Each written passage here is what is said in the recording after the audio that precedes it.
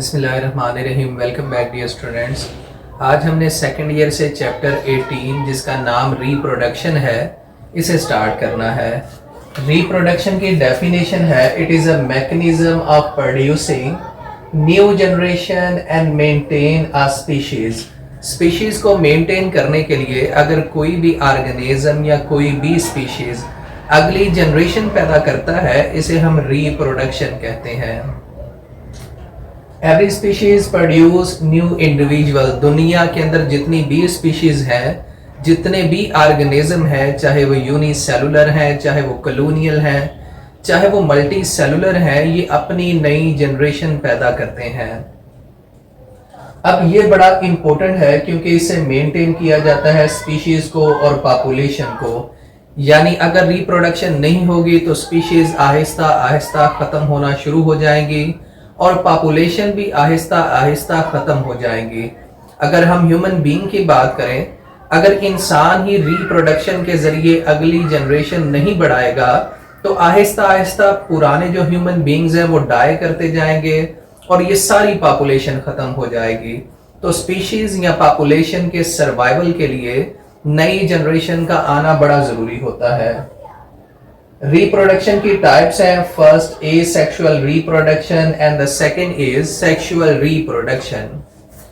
अगर हम asexual reproduction की बात करें तो इसमें कोई भी एक पेरेंट इन्वॉल्व होता है, यानी इसमें मेल फीमेल इन्वॉल्व नहीं होते, गैमीट फॉर्मेशन नहीं होती।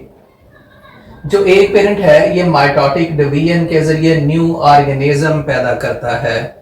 इसकी एग्जाम्पल है बैक्टीरिया। बैक्टीरिया ये इस डायग्राम के अंदर दिखाया गया है, जो सबसे पहला अपना साइज इंक्रीज करता है, अपने डीएनए को डबल करेगा, डबल करने के बाद ये बाइनरी फिशन के जरिए डिवाइड करेगा और एक बैक्टीरिया से एक और बैक्टीरिया प्रोड्यूस कर देगा, यानी नई जनरेशन बनाएगा। This type of reproduction is called asexual reproduction. Asexual reproduction के कई मेथड्स हैं जो हम इसी चैप्टर के अंदर आगे डिस्कस करेंगे, जिनमें फर्स्ट है बाइनरी फिशन जो अभी हमने डिस्कस किया है, बडिंग जिसके अंदर आउटर ग्रोथ बनती है, फिर वो सेपरेट होती है और नया ऑर्गेनिज्म बनाती है। वेजिटेटिव प्रोपेगेशन, किसी भी ऑर्गेनिज्म का पार्ट नया ऑर्गेनिज्म बनाने की सलाहियत रखता है। आर्टिफिशियल प्रोपेगेशन, पार्थिनोजेनेसिस जिसके अंदर एग फर्टिलाइजेशन के बगैर कंप्लीट ऑर्गेनिज्म बनाता है, this is called parthenogenesis, apomixis और स्पोरुलेशन। ये सारी टाइप्स आगे जाके हम डिटेल के अंदर भी डिस्कस करेंगे। अगर सेक्सुअल रिप्रोडक्शन की बात करें तो इसमें दो पेरेंट्स इन्वॉल्व होते हैं, एक मेल होता है, दूसरा फीमेल होता है।